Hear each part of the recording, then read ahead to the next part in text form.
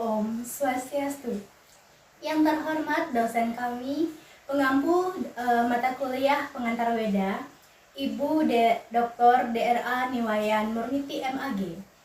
Perkenalkan, nama saya Niputus Wiramahayani, mahasiswa semester 5 kelas B dengan NIM 2311011024, Program Studi Pendidikan Agama Hindu, Fakultas Dharma Acarya, Institut Empu Kuturan Singaraja. Nah, pada kesempatan yang sangat luar biasa ini, dengan tujuan pemenuhan ujian akhir semester, saya akan menyampaikan sedikit materi terkait implementasi ajaran Weda di era digitalisasi dan perkembangan zaman. Nah, perkembangan teknologi dan digitalisasi telah mengubah hampir seluruh aspek kehidupan manusia, termasuk cara berkomunikasi, belajar, bekerja, dan membangun relasi sosial. Nah, pada satu sisi digitalisasi memberikan kemudahan yang luar biasa, namun di sisi lain menghadirkan tantangan moral, etika, serta spiritualitas. Nah, dalam konteks ini, ajaran Weda sebagai sumber suci Dharma tetap relevan sebagai pedoman dalam menyikapi perubahan zaman. Nah, nilai-nilai suci yang terkandung di dalamnya dapat diimplementasikan dalam kehidupan modern saat ini. Nah, untuk menjaga keseimbangan antara kemajuan teknologi dan keutuhan moral manusia. Nah, ajaran Weda secara fundamental menekankan pentingnya hidup dalam Dharma, yakni prinsip kebenaran dan keteraturan kosmis. Nah, di era digital, Dharma ini dapat diterapkan sebagai landasan etika dalam menggunakan teknologi, terutama ketika manusia berhadapan dengan arus informasi yang sangat cepat dan tidak terbatas. Nah, salah satu tantangan besar digitalisasi adalah penyalahgunaan media sosial, misinformasi, ujaran kebencian, dan hilangnya etika berkomunikasi. Di sini Weda menekankan pentingnya satya dan ahimsa sebagai landasan tutur kata. Nah, dalam Sarasca Muscaya Sloka 103 menyatakan bahwa wang yang tan weruh ring satya tan wenang gumawayaken jagat. Nah, yang artinya orang yang tidak berpegang pada kebenaran tidak dapat menciptakan keharmonisan di dunia. Nah, sloka ini sangat relevan dalam penggunaan media digital agar manusia tetap menjaga kebenaran dan tidak menyebarkan informasi yang menyesatkan. Nah, jadi dalam konteks komunikasi digital, ajaran Trikaya Parisuda menjadi sangat penting dikarenakan menanamkan ajaran seperti manacika, wacika, dan juga kayike. Nah, yang ketika dunia maya memungkinkan seseorang untuk berkomentar tanpa identitas yang jelas, Trikaya Parisuda ini menjadi tameng untuk tetap menjaga etika.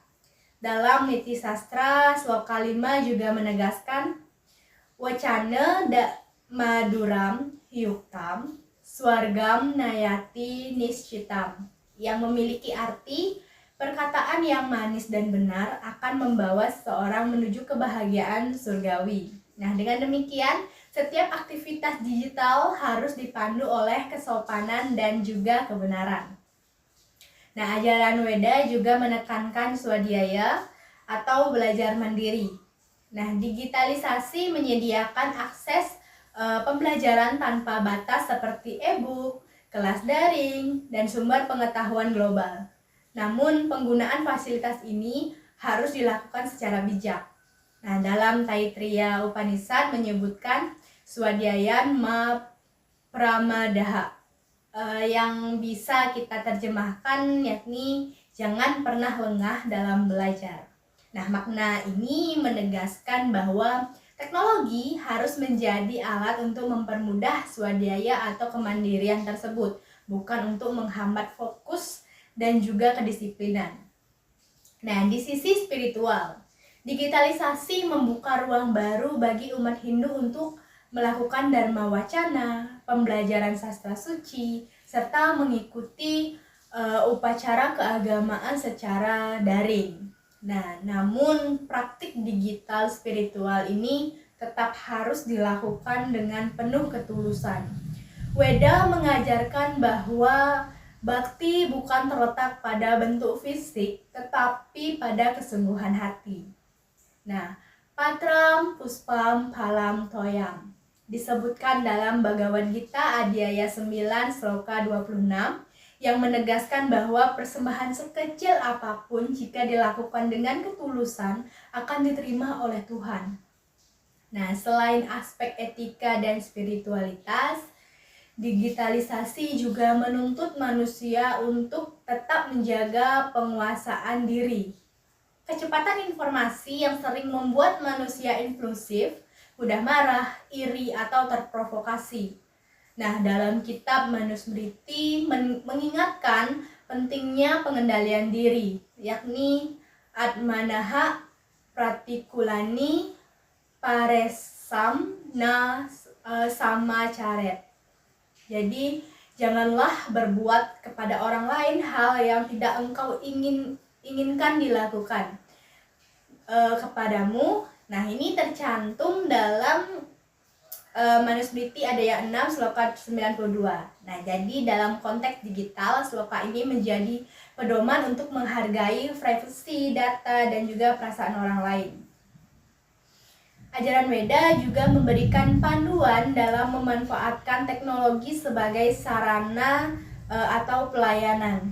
Nah, dengan teknologi, umat dapat membuat konten edukatif, menjaga warisan budaya, menyebarkan nilai dharma, serta membantu sesama melalui kampanye solidaritas.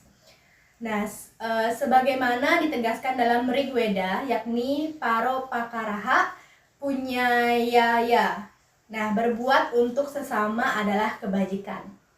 Pada sisi lain, globalisasi informasi berpotensi mengikis identitas budaya dan spiritual. Oleh karena itu, umat Hindu perlu memperkuat jati diri melalui pelestarian tradisi, seni, dan sastra Weda. Saraswamuscaya kembali menegaskan, sastra-sastradi saking Weda ikang kabeh. Jadi segala ilmu dan ajaran sejati bersumber dari Weda. Nah, terkutip dari Saraswamuscaya Sloka 2. Ini mengingatkan bahwa Weda tetap menjadi kompas utama dalam menghadapi perubahan zaman. Penerapan ajaran Weda di era digital juga mencangkup kemampuan menyeimbangkan arta atau kesejahteraan materi dengan dharma. Teknologi membuka peluang kerja baru, ekonomi kreatif, dan inovasi. Namun kesejahteraan tidak boleh diperoleh dengan cara melanggar dharma. Nah, Bhagavad Gita menekankan kembali bahwasanya yogaha kamasu kau salam. Jadi yoga adalah kecakapan dalam bertindak. Artinya bekerja di era modern ini harus cerdas, efisien, namun tetap etis dan bermoral.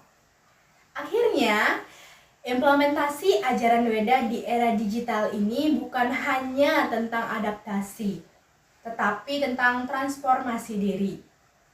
Nah, teknologi hanyalah alat, manusialah yang menentukan arah penggunaannya.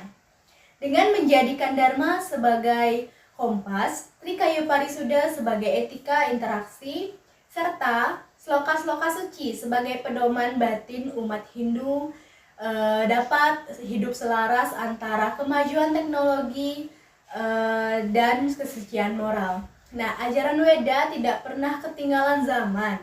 Ia selalu hidup dan relevan di setiap era, termasuk dalam pusaran digitalisasi saat ini. Mungkin itu saja yang bisa saya sampaikan. Saya meminta maaf jika ada salah kata. Saya tutup dengan Paramesanti. Om Santi Santi Santi Om.